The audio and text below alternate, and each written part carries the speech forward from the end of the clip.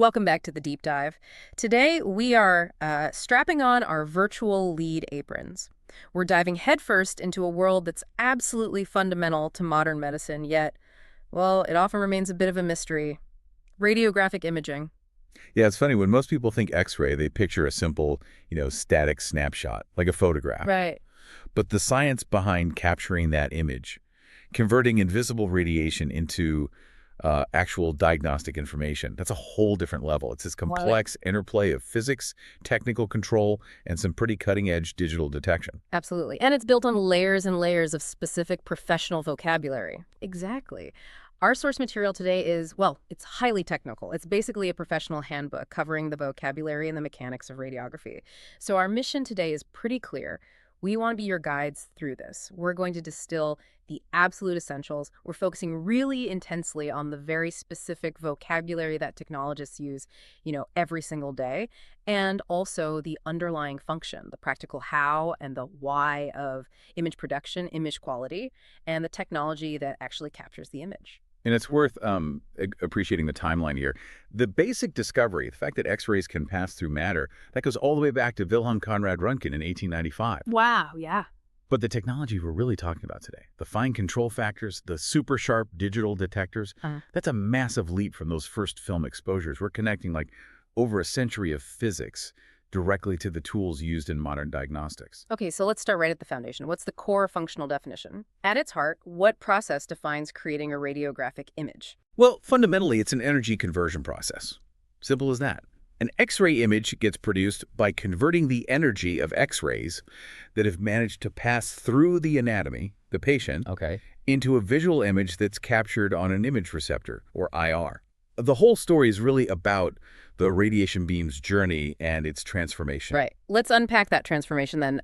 Trace the beam's life cycle using maybe the key vocabulary that maps its journey. Okay, so we start with the source. That's primary radiation. Primary radiation. Yeah, that's the radiation coming straight from the X-ray tube before it has interacted with anything. Think of it as the raw energy input. Gotcha. So that primary radiation then hits the patient. And here's where that key functional term for creating the image comes in. Attenuation. It sounds like just a reduction in energy, but it's more than that, isn't it? Oh, it's everything. It's the whole ball game, really. Attenuation is defined as the loss of radiation energy as that primary beam passes through an absorbing material, which is the patient's body. This process involves the X-ray photons being, absorbed or scattered, maybe deflected. But crucially, this altering of the primary beam is what allows for image formation in the first place. How so? Well, think about it. If every single photon just passed straight through, completely unaltered, the image receptor would just receive uniform energy across its whole surface, Right. and the resulting image would be completely blank. Ah, right. No difference, no image. Exactly. No attenuation, no image. It's that simple. So that variance, the photons that do make it through versus the ones that got stopped or scattered, that's what gets captured on the other side. And the radiation that actually exits the patient and hits the IR, that's called remnant radiation. Precisely. Remnant radiation is what carries the actual diagnostic information. It is the surviving exiting beam that strikes the IR, and it creates this invisible stored pattern that will eventually become the visible image. So the vocabulary for the beam cycle seems pretty straightforward then. It is, but it's fundamental. Primary radiation goes in, attenuation happens in the middle, inside the patient, and remnant radiation is what comes out and gets captured. Okay, that makes sense. And this leads directly to the core concept of why we actually see structure in the image. We see differences in density because of differential absorption. This is where the image contrast really starts. This is absolutely the foundation of all radiographic visibility. Differential absorption describes how different materials absorb radiation energy, well, differently. Distinctly. Okay. And this variance is primarily dictated by two main properties, the physical density of the material and its atomic number. Density and atomic number. Yep. So, for example, bone. It's got high density and a high atomic number because of the calcium. Right. So it attenuates radiation far, far more effectively than, say, muscle tissue or fat. And this difference gives us our essential pair of vocabulary terms to describe materials. If a material causes high attenuation, it stops a lot of the X-rays. The source calls it radiopaque. Bone is the classic example, or maybe metal implants. Correct. Radiopaque matter is defined basically as material not easily penetrated by X-rays.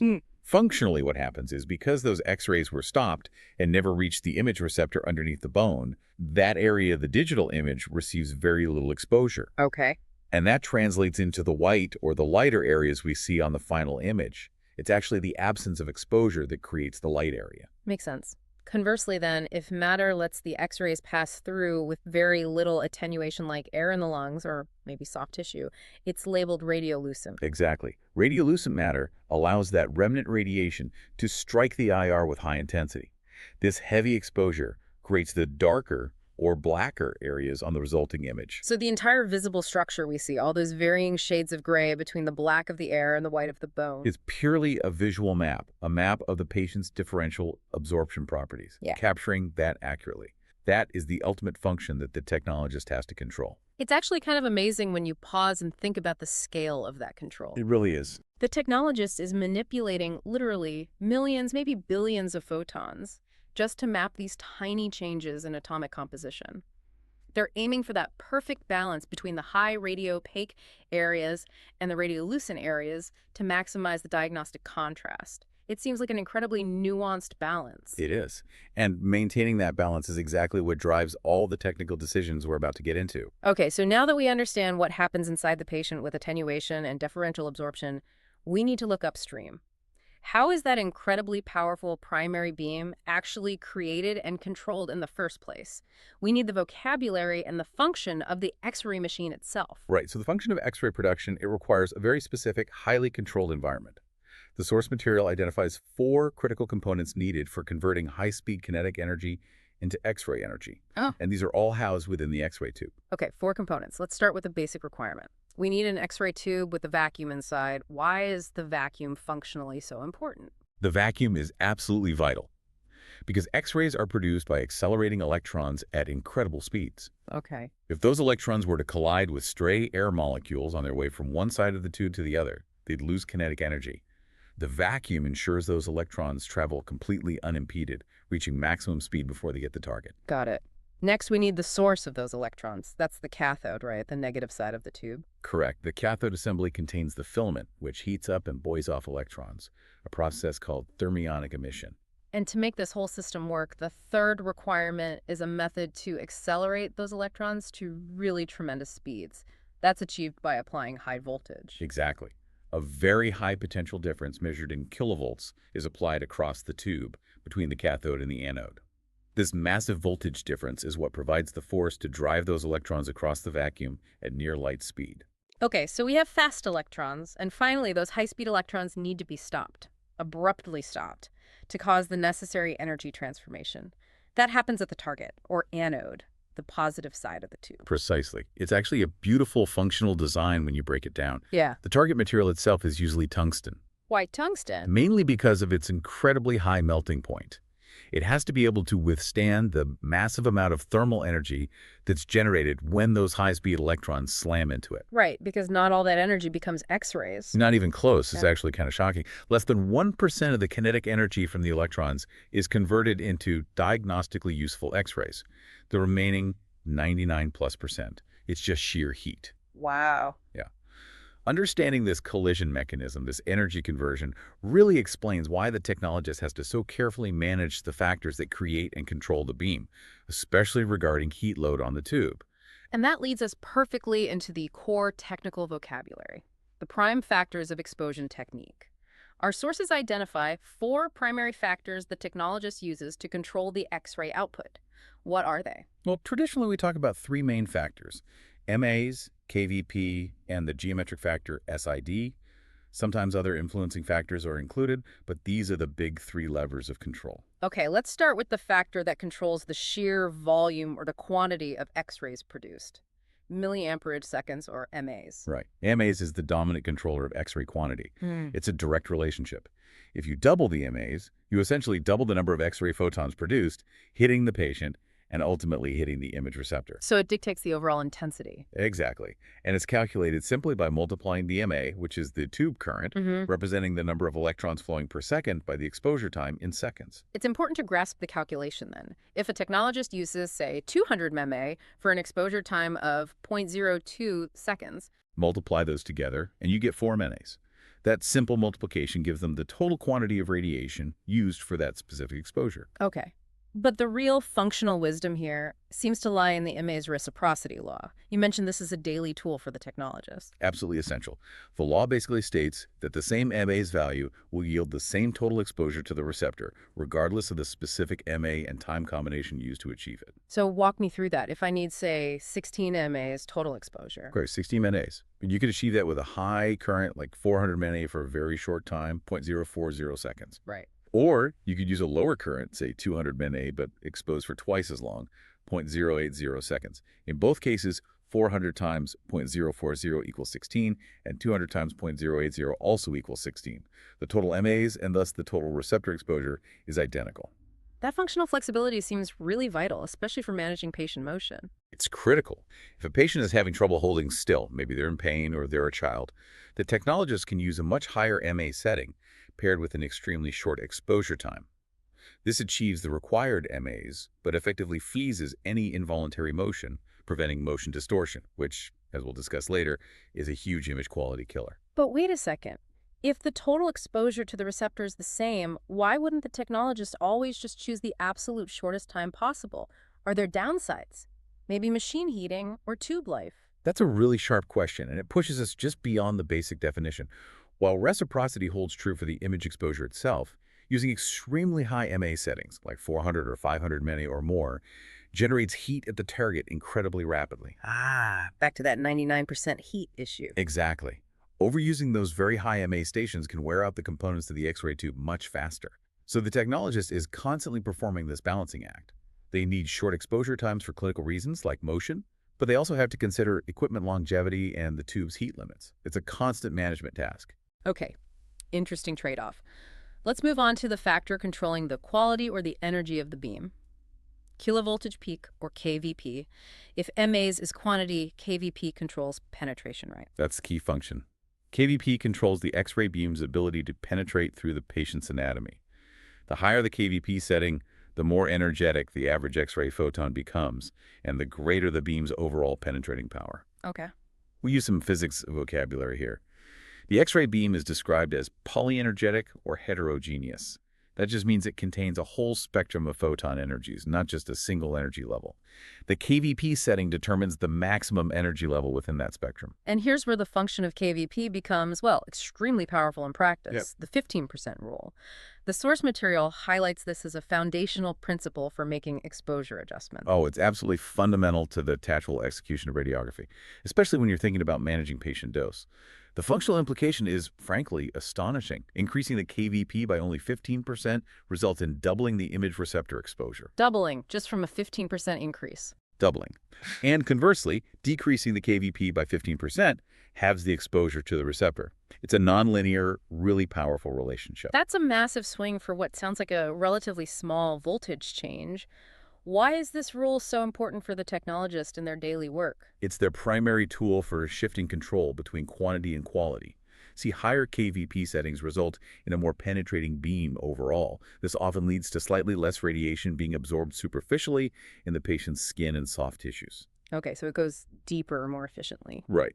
So by using the 15% rule, let's say, increasing KVP by 15% and simultaneously cutting the MAs in half, the technologist can maintain the exact same final image receptor exposure.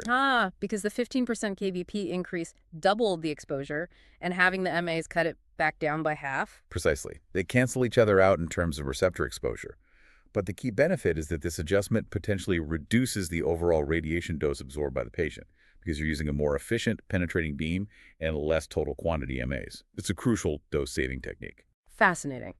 Okay, finally, we have to factor in geometry. Source to image distance, SID. This is simply the measured distance between the source of the X-rays, the focal spot in the tube, and the image receptor, right? Correct. And the function of distance is governed by physics, specifically the inverse square law. This is ironclad.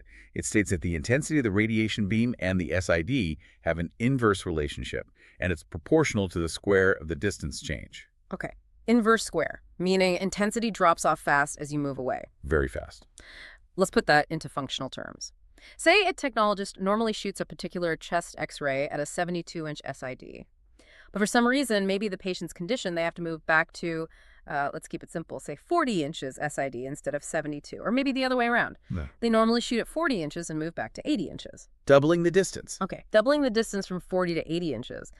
Because of the square law, the intensity of the beam reaching the receptor at 80 inches is only 1/4 of the intensity it had at 40 inches. 1/4. Yeah. Just by doubling the distance. Yep. Inverse square. So to maintain the original exposure level on the image receptor, the technologist absolutely must compensate by multiplying the original MA's value by 4. Wow. This is why there's a specific formula for M adjustment based on distance changes. It's often written as 1AS1 MAS2 equals D12 D2022. Technologists use this, or derived rules of thumb, constantly. Any change in distance necessitates an immediate and often significant adjustment to the quantity factor, the MAs. So the technologist really isn't just pointing and shooting. Before every single exposure, they're performing this complex simultaneous calculation involving quantity, MAs, quality KVP, and geometry, SID. It's impressive. It really is a science and an art. Okay, so we've created the beam, controlled it with MAs, KVP, and SID, and it's passed through the patient. Now we move to the capture mechanism. How do we get the image? Regardless of the specific technology, you mentioned we always begin with the latent image. Define that term for us again. Right.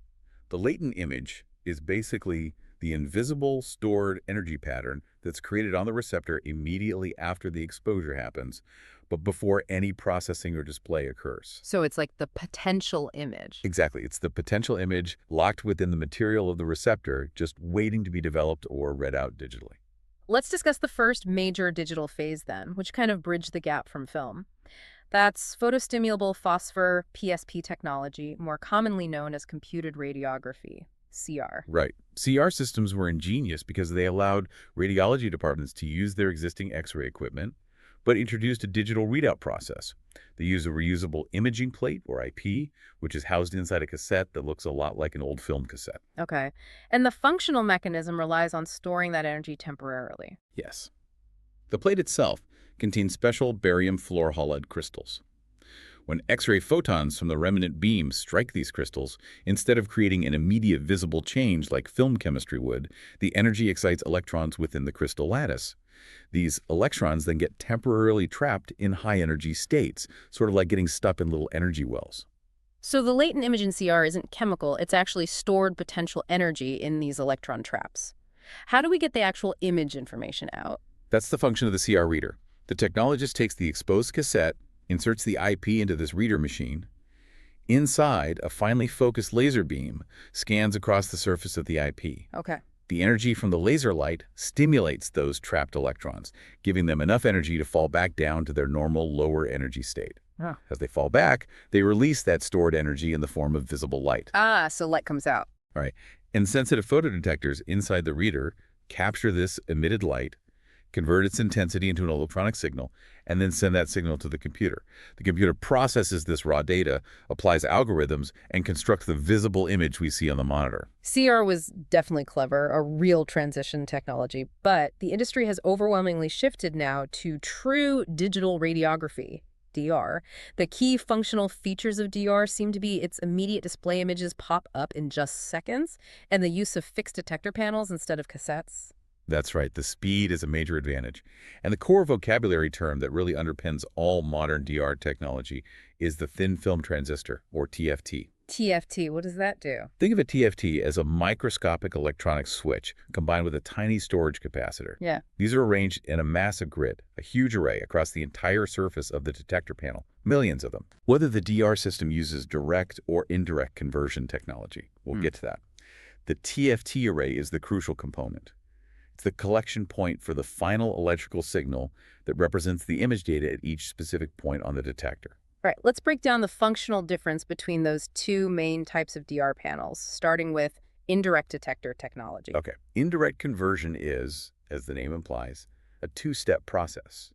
It uses a special material called a scintillator, often made of cesium iodide, which is bonded directly onto an array of amorphous silicon. A scintillator, what's its function? The scintillator's job is to receive the incoming X-ray energy from the remnant beam and immediately convert it into a burst of visible light energy. Lots of tiny flashes of light. So X-rays in, light out, and then the amorphous silicon layer underneath steps in. Exactly. The amorphous silicon layer acts like a photodetector. It captures that light energy generated by the scintillator above it and converts that light into electrons, an electrical charge. These electrons, this charge, are then collected and stored by the neighboring TFTs in the array. The TFTs then read out this stored charge, sending the data pixel by pixel to the computer for image reconstruction. It's called indirect because the X-ray energy is first converted to light before it becomes the final electrical signal that the TFTs collect. Got it. X-ray to light to electrical signal. Now, moving to direct detector technology, this process sounds like it skips that light step entirely. Functionally, yes. It's a single-step conversion process. Yeah. Direct DR systems do not contain a scintillating layer. Instead, they utilize a material called amorphous selenium as the active detector material itself. Amorphous selenium has a unique property. It's a photoconductor. A photoconductor, meaning... And when an X-ray photon directly strikes the amorphous selenium layer, it directly generates electrons. It creates a flow of electrical charge right there where the X-ray hit. No intermediate light step needed. This charge is then immediately captured by the underlying TFT array, just like in the indirect system. The TFTs collect the charge, convert it straight into computer data, and bam, you have your image information. So direct detectors are often favored for potentially offering slightly higher spatial resolution. That's the claim. The rationale is that by eliminating the scintillator layer, you eliminate the tiny bit of light spread or blur that can occur as light travels from the scintillator down to the amorphous silicon layer in an indirect system. So theoretically, direct conversion can capture slightly sharper edges. But both systems rely heavily on the speed and efficiency of that TFT array to capture the remnant radiation information almost instantly. Absolutely. The TFT array is the heart of modern DR capture. Okay, so once that signal from the TFTs hits the computer, we enter the realm of digital image quality vocabulary. The sources categorize quality into two main functional goals: visibility of image, basically, can we actually see the anatomy clearly? And accuracy of image, meaning, is the anatomy represented correctly in terms of size and shape? Exactly. And we evaluate how well we achieve those goals using four primary quality factors. These are the big four: IR exposure, contrast, spatial resolution, and contrast resolution. The technologist's ultimate goal is to optimize all four of these factors simultaneously for every image. Let's focus first on IR exposure and its main enemy, which is noise. IR exposure is directly related to the MAs we selected earlier, the total quantity of X-ray photons striking the receptor. We know underexposure leads to noise. Right. And the specific vocabulary for this type of noise, the noise caused by insufficient X-ray quantity, is quantum model. Quantum model, what does that look like functionally? Functionally, quantum model is the visible result of statistical randomness becoming apparent. It appears as a grainy or sort of salt and pepper texture across the image. It basically means the technologist didn't use enough X-ray quantity, MAs. So few photons were captured by the detector that their random distribution across the pixels becomes visible noise. If an image is severely riddled with quantum models, it significantly impacts the ability to see fine details and perceive the actual resolution clearly. Now, since digital systems have that automatic brightness adjustment we'll talk about, unlike old film where underexposure just looked light, technologists need a reliable numerical way to gauge if their exposure was adequate.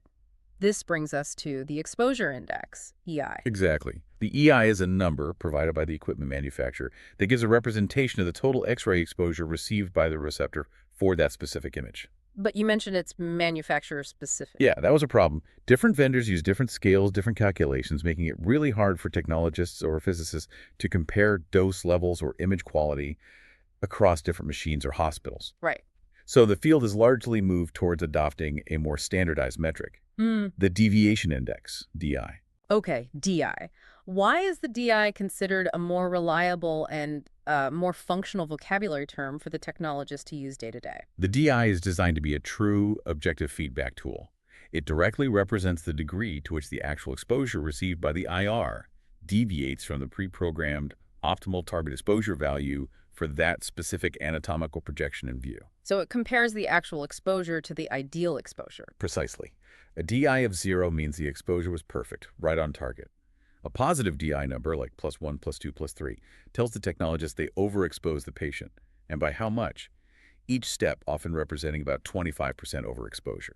A negative DI, like -1 and -2, -3, indicates underexposure, each step about 20% under. Ah, so it's direct, actionable feedback. Absolutely. It's a direct quality control measure tied explicitly to patient exposure accuracy. This makes it vital for clinical decision-making, for technique adjustments, and for overall dose optimization programs like ALR, as low as reasonably achievable. This kind of numerical feedback seems especially necessary because digital processing is so powerful it can sometimes hide exposure errors. Let's discuss the function of automatic rescaling. Right. Automatic rescaling is essentially the computer software's functional safety net, or maybe its image presentation optimizer. Its primary function is to automatically adjust the brightness and contrast of the final displayed image based on the total exposure the receptor received. It analyzes the image data histogram, Okay. and it maps the relevant pixel values to a standard brightness and contrast range, regardless of minor fluctuations in the original technique used. The result is that images tend to appear with fairly uniform brightness on the monitor, even if the actual maze used was slightly too high or slightly too low. It sounds revolutionary, almost like magic. But the sources warn about potential pitfalls if technologists rely too heavily on rescaling to cover up poor technique. Specifically, they mention data drop and detector saturation. Yeah, this highlights the limits of the technology. While rescaling is fantastic at compensating for minor exposure errors, it can't create information that isn't there or fix information that's been obliterated. How so? If a technologist uses way too much exposure technique, significantly overexposing the detector, it leads to detector saturation. The individual TFT elements, those microscopic capacitors, become completely overwhelmed with electrical charge. They basically fill up to their maximum capacity. Okay. When that happens, they can no longer accurately differentiate between subtle differences in the remnant radiation hitting them. All the bright areas just get maxed out. Information about the denser tissues within those bright areas is lost. This irreversible loss of diagnostic detail is often referred to as data drop or saturation artifact. And no amount of software manipulation or rescaling after the fact can recover that missing anatomical information. So just blasting the patient with high exposure, hoping the computer will sort it out, is not only bad practice from a radiation safety standpoint, Absolutely. but it actually risks losing the diagnostic quality of the image entirely in the saturated areas. Precisely. It turns the powerful tool of rescaling from a benefit into a potential technical liability if misused. Good technique is still paramount. Okay. To understand resolution better, we need the vocabulary of the image structure itself, the matrix and pixels. Right. The digital image is fundamentally a grid called the matrix, which is arranged in columns and rows of individual picture elements, or pixels. Each pixel represents a tiny square area of the detector and holds a numerical value corresponding to the X-ray intensity it received.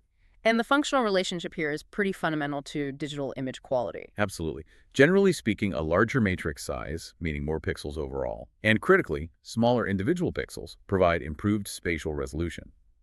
If the pixel itself is smaller, it can capture and display finer anatomical detail within that small area. Think of it like having smaller tiles in a mosaic allows for a more detailed picture. Makes sense. Smaller pixels, sharper image. And related to that physical structure of the detector is the fill factor. This sounds like maybe an engineering term, but the source says it has huge functional implications for image quality. It definitely does. The fill factor describes the percentage of each individual detector element's, DEL's, total area that is actually sensitive to the incoming X-rays or light. The rest of the area is taken up by the TFT, the capacitor, and the wiring. Okay, so it's the active sensing area versus the electronics. Right. And it has a direct functional relationship with both spatial resolution and contrast resolution. A high fill factor means a larger percentage of the panel is actively capturing the image-forming signal.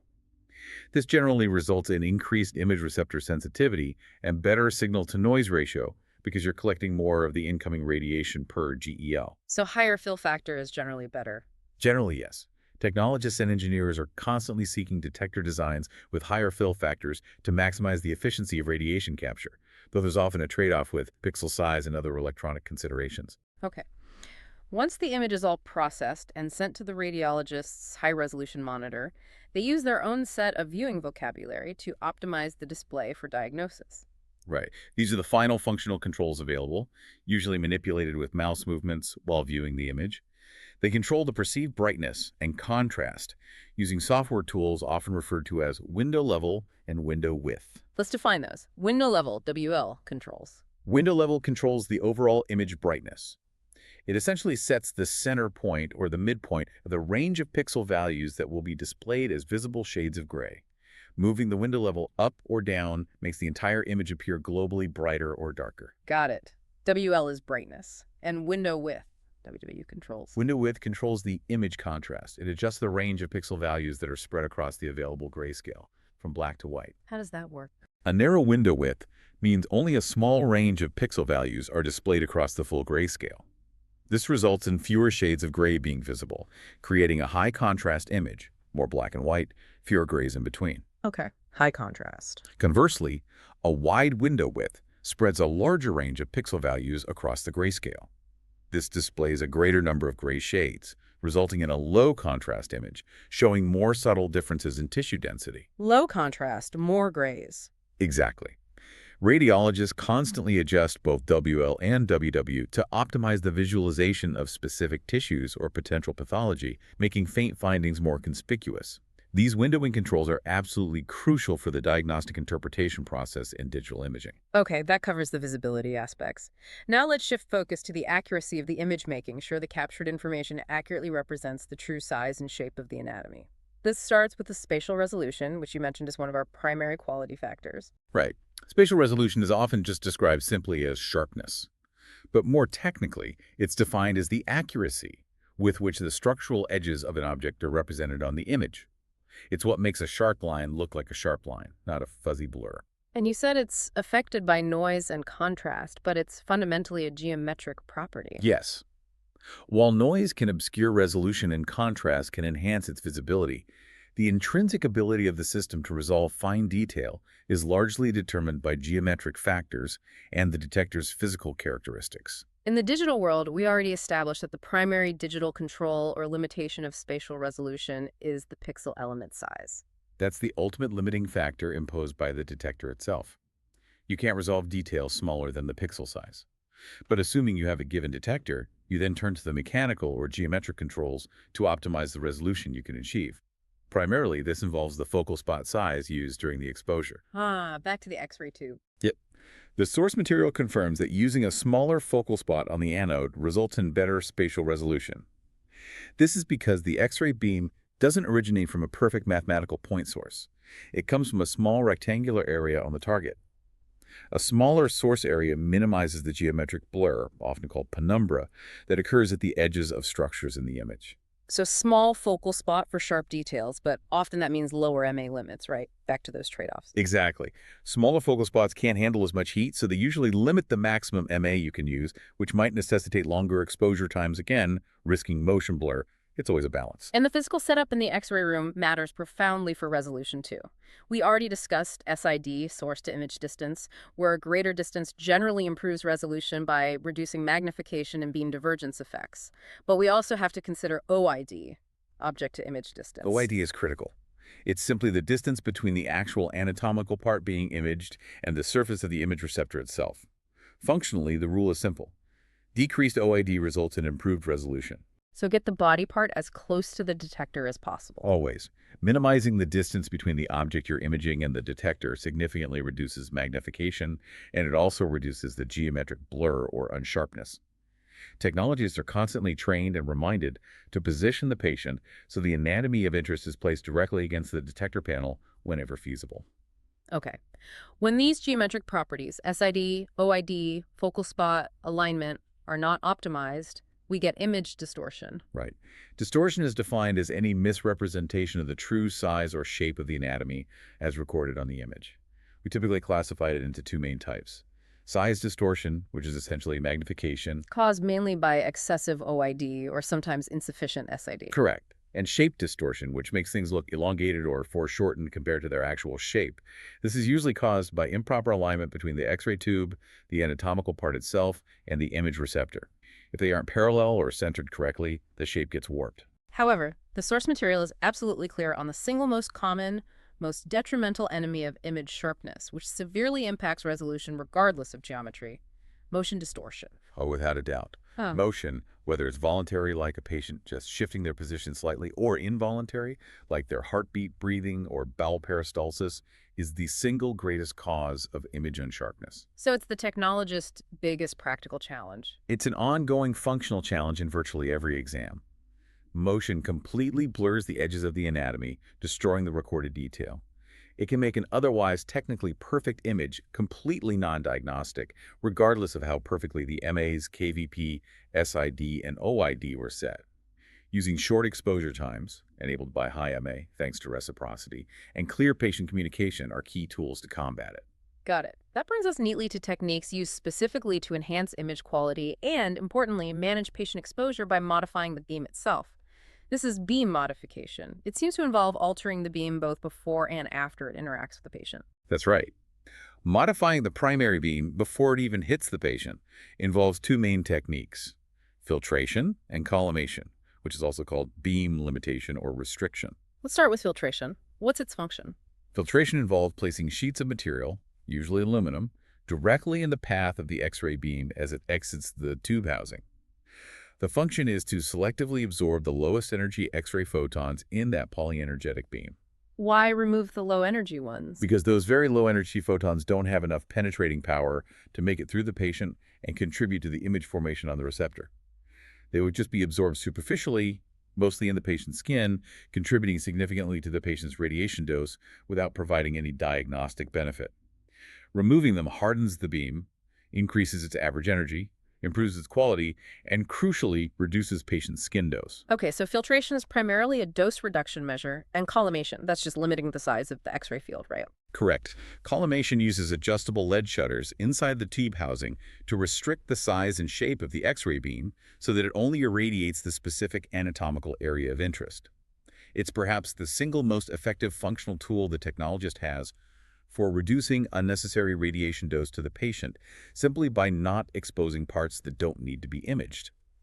It also improves image quality by reducing the amount of scatter produced. Okay, so that's beam modification before the patient. Then there's modification of the remnant radiation after it exits the patient, specifically aimed at controlling scatter radiation. Why is scatter such a problem? Scatter radiation consists of photons that have interacted with the patient's atoms and changed direction. They travel randomly and strike the image receptor in places that don't correspond to their original path through the anatomy. Functionally, scatter radiation provides almost no useful diagnostic information. Instead, it acts like a uniform fog across the image, severely reducing image contrast and obscuring detail. So we need to get rid of it, or at least reduce it. How? The primary method for controlling scatter radiation after it leaves the patient but before it hits the receptor is through the use of radiographic grids. Grids, what are they, functionally? Grids are complex devices, essentially flat plates constructed with very thin alternating strips of lead, which is highly radiopaque, and a radiolucent interspace material, like aluminum or carbon fiber. Their function is purely geometric. How so? They are positioned directly between the patient and the image receptor. The lead strips are aligned parallel to the primary radiation beam's path. Their function is to absorb most of the scattered photons, which are traveling at oblique angles after interacting in the patient. Only the primary image-forming photons, which are traveling straight through from the tube, can easily pass through the radiolucent interspaces and reach the detector. So the grid cleans up the remnant beam by filtering out the off-angle scatter. Precisely. It significantly improves image contrast by removing that scatter fog. But using a grid must necessitate an operational change in technique, right? Because it's blocking some radiation. Absolutely. This is a crucial functional trade-off. Because the grid itself contains lead strips, it inevitably absorbs not only the scatter, but also a small amount of the useful image-forming primary radiation. Okay. Therefore, to ensure that enough remnant radiation still reaches the image receptor to produce a properly exposed image, avoiding quantum model, the technologist must compensate by significantly increasing the original MA's technique when utilizing a grid compared to not using one. Ah, so better contrast comes at the cost of higher patient dose. Exactly. It's a critical decision point for the technologist, balancing the need for improved contrast, especially on thicker body parts where more scatter is produced, against the mandate to keep patient dose as low as reasonably achievable. Okay, one final vocabulary term related to the physical quality of the beam itself. Half-value layer, HVL. What does this measure functionally? HVL is a fundamental measurement of beam quality or penetrability. It's defined as the amount of a specific absorbing material, almost always aluminum for diagnostic X-ray beams, that is required to reduce the intensity or quantity of the X-ray beam to exactly half of its original value. So it tells you how much aluminum it takes to cut the beam intensity in half. Exactly. It's used universally by medical physicists to express the overall quality or penetrating power of the X-ray beam, taking into account the entire polyenergetic spectrum and the effects of the added filtration we discussed. It serves as an objective, measurable indicator of beam hardness, which is critical for equipment calibration, quality control, and ensuring regulatory compliance for radiation safety. Got it. Finally, after covering all this static imaging, let's talk about the unique functional application of X-rays that goes beyond the single snapshot: fluoroscopy. Right, fluoroscopy is fundamentally different from standard radiography because its primary function is to create real-time, dynamic images of patient anatomy and, importantly, functionality. Real time, like a movie. Essentially, yes. Instead of delivering a single, brief, high-intensity exposure to capture one image, fluoroscopy uses a continuous or rapidly pulsed, lower-intensity X-ray beam. This allows physicians to observe physiological actions as they happen, things like the swallowing mechanism using barium contrast, the pumping action of the heart during cardiac catheterization, or the real-time guidance of surgical instruments or catheters during interventional procedures. You're watching the body work. That's incredible. The sources mention that the exposure rates during fluoroscopy are generally much less intense than those used for a single high-detail radiographic exposure. That's a critical distinction, yes. Fluoroscopy prioritizes continuous, live viewing over achieving the absolute maximum spatial resolution you might get in a single radiographic shot. The exposure rate per frame or per second is lower. But because the patient is exposed to radiation over a potentially much longer period, seconds, minutes, sometimes even longer, for complex procedures, the cumulative radiation dose can become quite significant. Managing fluoroscopy time and exposure factors is a major focus for radiation safety for both the patient and the staff in the room. And modern fluoroscopy systems often use the same kind of digital detectors we talked about earlier. Yes, many modern fluoro units now use flat panel digital detectors, similar to DR panels, replacing the older image intensifier technology. This provides high-quality, real-time digital images that can be instantly viewed, stored, manipulated, and reviewed later, just like DR images. Okay, we have really covered a lot of ground here. An exhaustive deep dive, really, covering the essential vocabulary and the functional mechanisms from the very beginning, the physics of X-ray creation, all the way through to digital image display and even real-time viewing. We definitely hit the key terms. We define that beam cycle: primary radiation in, attenuation happening inside the patient, and remnant radiation carrying the information out. Yep. And we detailed those critical prime factors, establishing MAs as the quantity control, linked functionally to the reciprocity law for managing motion. And KVP as the penetration or quality control, tied intrinsically to that powerful 15% rule for dose and exposure management. We also charted the technological evolution of the image receptor, distinguishing between the temporary energy storage function of those barium fluoride crystals in CR and the near-instant capture of electrical signals via the crucial thin-film transistor arrays in modern DR, whether indirect or direct conversion. And we introduced that vital digital quality vocabulary from quantum model, the visible sign of underexposure, To the standardized deviation index, DI, providing that concrete, actionable feedback on exposure accuracy for the technologist. I think the major takeaway for you, the listener, has to be that optimizing image quality in radiography is this constant, delicate, and often high-stakes functional balancing act. It involves juggling all these parameters: MAs, KVP, SID, OID, grids, focal spot size simultaneously. Absolutely. Yeah. And while the advent of digital technology, especially with tools like automatic rescaling, has offered radiographers much greater functional latitude and consistency compared to the old days of film screen systems. That professional expertise, that deep understanding of the vocabulary and function is still absolutely paramount, and it's tied directly to patient care. No question. The technologist is ultimately responsible for mastering this vocabulary and understanding these functions. They need to use tools like the DI and make informed KVP and MA selections to fulfill that critical mandate, using the lowest necessary radiation exposure while still achieving the highest possible diagnostic image quality for the patient. Okay, now, as always, we want to leave you with a final provocative thought. And this one, according to our source material, points to a potentially fundamental shift in the decision-making function of the modern radiographer, specifically because of digital technology. In the era of film radiography, KVP was considered a primary controller of image contrast. But with digital radiography, the image processing software, using those window width controls we discussed, largely handles the final image contrast presentation. Therefore, the sources explicitly state that, functionally, KVP no longer serves the primary function of controlling image contrast in digital systems. There's a truly seismic paradigm-shifting statement for anyone like myself who trained primarily on traditional film screen systems where KVP was king of contrast. Right. So here's the thought for you to consider. If KVP is no longer the main controller of contrast in the digital world, how fundamentally has the primary role and the day-to-day decision-making function of the radiographer shifted? It's a huge question. Are they now effectively freed from managing contrast via KVP selection? Does this move their focus almost entirely onto just two critical things? First, precisely managing noise by selecting the appropriate MAs, informed by the DI.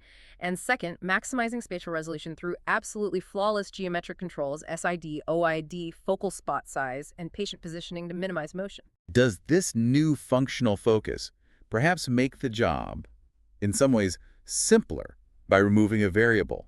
Or does it actually make it more demanding by requiring an even higher level of mastery over a different, perhaps more purely technical set of variables related to noise and sharpness? A profound question, as you said, that really underscores the continuous evolution of this field, driven by technology. That's what's left for you to explore. Indeed. We'll catch you next time for another deep dive.